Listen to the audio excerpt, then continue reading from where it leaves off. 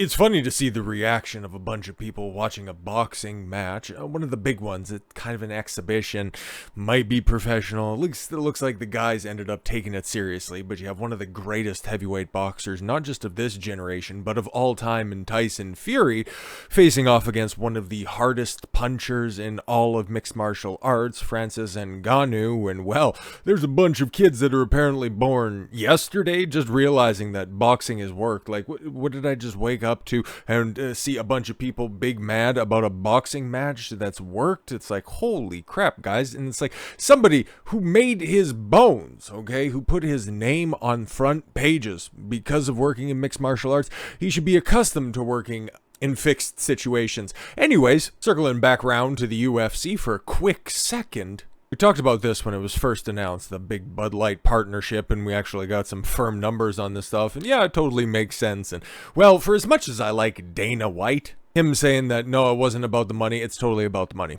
We went into the financials of the Endeavor Group, TKO Holdings, and realized that they've got to secure a bag real quick, and the fact that Anheuser Busch is willing to shell out $105 million a year is definitely going to bite into that $2.6 billion that's about to come to maturity in 2026. So yes, Dana, it's about the bag. Just come forward and be honest with people, because I've sung Dana White's praises multiple times. I'm not even a UFC fan like that anymore. I pieced out a long time ago. Don't need to make this about me. I just like the way that Dana White operates, man. What he did during 2020 is laudable. He took all the shit from everybody in the media calling for him. Oh, you're gonna end up killing people. Oh, you just need to close down. What are you building a fighter's island for? Oh, you're being reckless. It's so funny. So funny because, okay, you can go ahead and compare and contrast. How many UFC fighters just magically,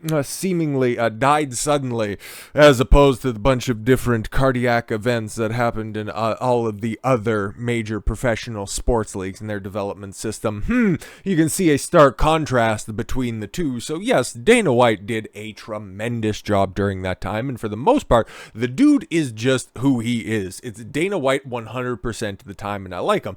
And it's kind of like, we can draw analogies to the current Middle Eastern dust-up, if we just want to refer to it that way. There's a lot of people that I respect and that are on the right, the conservative-minded individuals that are out there, the pundits, the news pundits that are out there. Normally they get stuff right. We just kind of differ when it comes to which group we're out there supporting, because, I don't know, some of us like our facts and the other ones just don't want to do anything deeper when it comes to investigating the facts, other than going, it's our greatest ally in democracy in the Middle East is very important. But we can, still get along with, 95% of the issues up there at the top, but that's fine. We can have a minor disagreement here.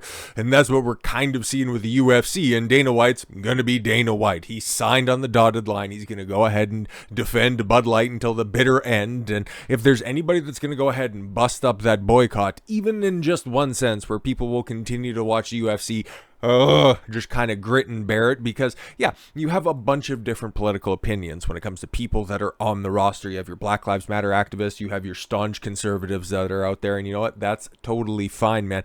I'm for anybody to go ahead and express whatever the fuck they want. That is where I'm at, and I'd imagine a lot of people watching this video right now are more than likely on that side as well. Do whatever the hell you want to do, man. It's just, this one's going to take a lot of effort to make palatable by the audience. UFC fans threatened to boycott the sport after it's announced $105 million a year Bud Light sponsorship deal, as supporters continue to fume at the beer company for using trans activist Dylan Mulvaney in advertising campaign. There are growing calls for UFC UFC supporters to boycott the sport after the brand announced a new major sponsorship deal with Bud Light. Brewer was formerly the #1 best-selling beer across the country.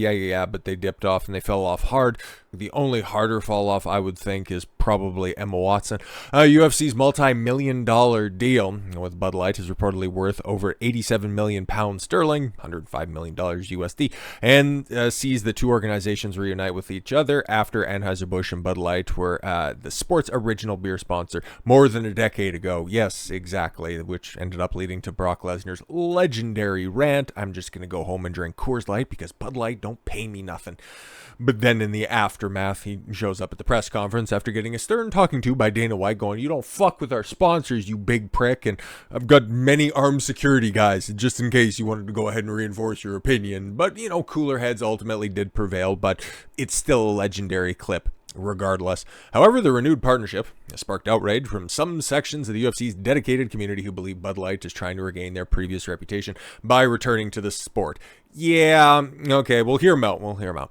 Bud Light's investment with the company, significant presence in the octagon with the branding dominating a large part of the floor space, while also being used on other sponsorship material. Yeah, I remember the time, okay? It was either the Harley-Davidson logo that was right there in the middle of the octagon, or it was the old school Bud Light logo that was down there. And you know, whatever, man. Like, I don't drive motorcycles. I don't drink beer. It's not because I don't want to drive a motorcycle. Eventually I'll get there. It's just not a top priority for me, but I don't drink at all whatsoever. I didn't find it off-putting.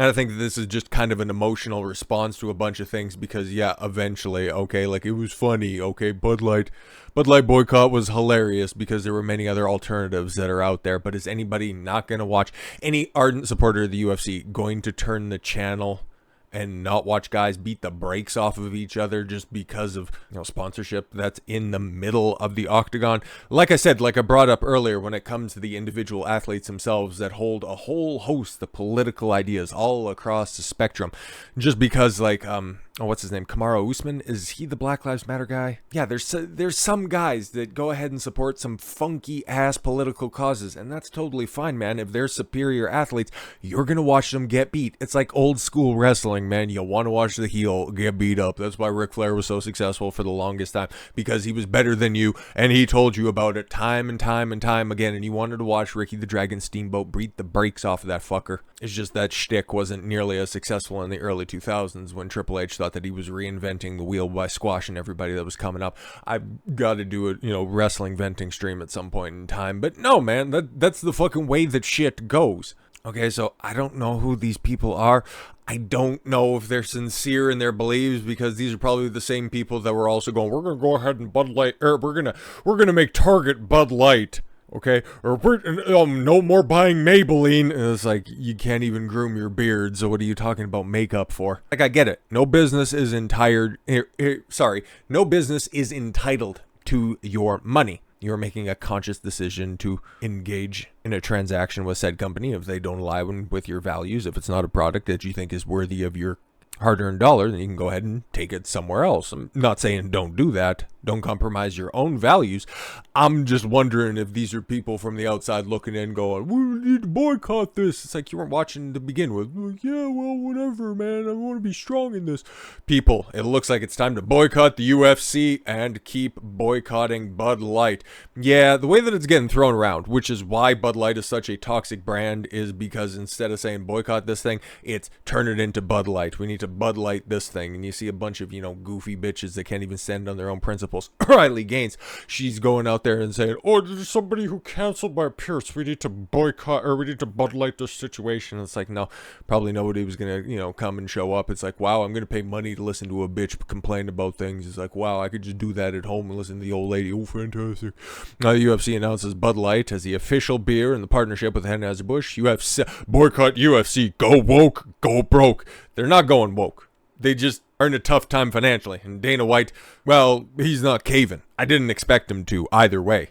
Like, you just go back to the announcement video. I said that Dana White's going to go ahead and put a spin on this. I kind of thought that maybe it was coming from up top, but at the same time, he knows that this is going to make a lot of dollars, so he's going to try to make it make sense. After the UFC was slammed for its partnership with Bud Light, and UFC president and CEO Dana White has doubled down on the company's decision. On Tuesday, Bud Light's parent company, Anheuser-Busch, and the UFC, an American mixed martial arts organization, oh, I didn't know, thanks for clarifying that, Newsweek, announced a new multi-year marketing sponsorship. The arrangement will start January 1st, and we'll see Anheuser-Busch become the exclusive official beer partner of the UFC, which will make Bud Light the official beer of the championship of the UFC, of the US. What the fuck? That's a bold ass statement. Okay. A source previously told CNBC that the deal is the largest in the MMA promotion's history and is well into 9 figures. As we've seen, $105 million per year, which is, wow, fantastic money if you can get it. And that's what desperate companies do. Oh, it's like, oh fuck, we got a bunch of money and UFC's super popular. Fuck it. How much do you want? How much do you want? We want our old real estate back. Can we get it? How much? The 100? Fine, fuck it. Good, go for it. News of the deal ignited a firestorm of criticism in social media platform X, formerly known as Twitter. Yeah, and a bunch of people were just, memeing on it to begin with because, shit's funny, man. Anybody who's going to do business with Bud Light is going to have to weather the storm on that, obviously. I just don't know how sincere these calls to boycott everything is. And to just harken back to some old sayings, heathens pray in public and real G's move real G's move in silence like lasagna. So yeah, if you don't want to support Bud Light, chances are you already have for a long time. And I don't think anybody tunes into something based on their sponsorship. I'm just saying. Because the brand partnership, due to the beers, company previously collaborated with transgender TikToker Dylan Mulvaney, who's I'm hearing training to hop into the new strawweight division in the UFC. Social media users took aim at the beer brand, co-sponsoring a pride event in Arizona over the weekend. That was kind of stupid. But again, not off brand for Anheuser Busch as of right now. However, White isn't letting the criticism impact his decision, as he appeared on the Charlie Kirk show on October 26th to push back at conservative critics calling him a sellout. And Dana White's not a sellout. Dana White's that guy, okay? Like, I got a little clip right here, and this is what people love Dana White. He is hilarious, man. Check this out. UFC 5's coming out. The roster of the game, it's missing tons of ranked fighters. Do this. Oh my God, there's how many weight divisions at this point in time? I've lost count. There's how many fucking fighters in the division, okay? And those ratings fluctuate at any given time. And, there's not enough representation in my video game. Ugh, that's why I put sports reporters just above games journalists, because they're both fucking insufferable. But we'll let Dana continue. For me. Give me the list of guys that you think should be in the game, and give me the list of guys that you think should be taken out to put them in the game. Here we go. There's like Paige Van Zandt in the game. So Paige. Okay, Paige Van Zandt's going to move copies, even though she hasn't been in the UFC. She's apparently signed to an AEW contract, but she's too busy making exclusive content for her OnlyFans. I wish I was joking. Should go. Juice here from Miga. Okay. Bruce Buffer. Another guy who was really good.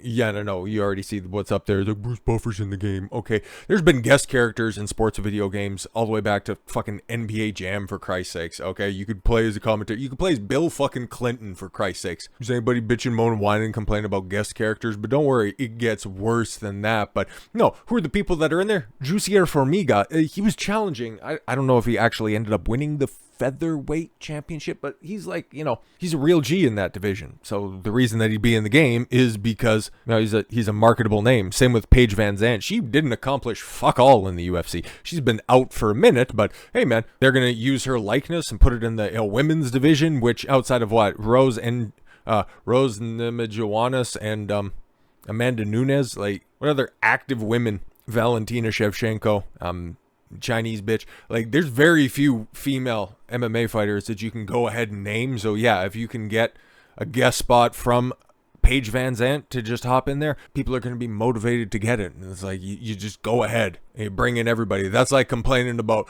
you don't have accurate rosters about this year's the Madden, and you should take out some of those legacy teams. Back when I used to religiously buy sports games, which there was a time, I would love it when they had legacy teams that were on there. Like, this dude's just out here complaining just to complain, or to get himself, clipped into a viral clip.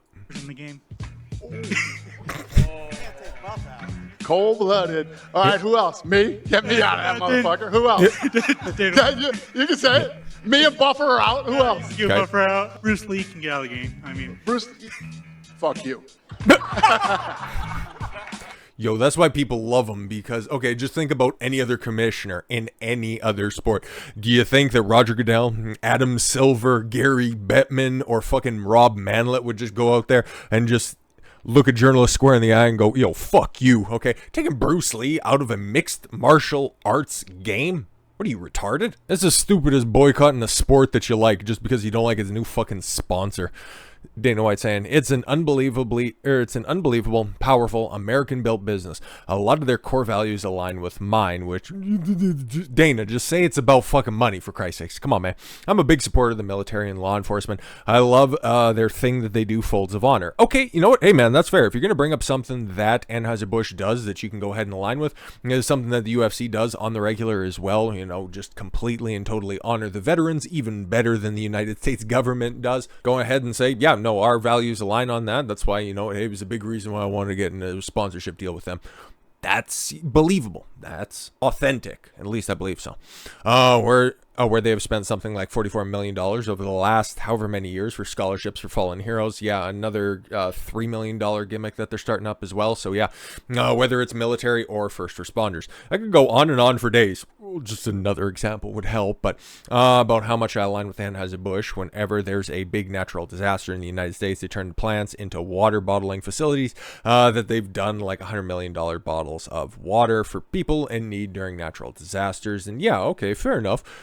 So we got down to it. We started to talk, and I met with the CEO of Anheuser-Busch, and it was a no-brainer for me. Yeah, I reached out to everybody else for comment, but they were like, no, fuck you, we already said what we wanted to.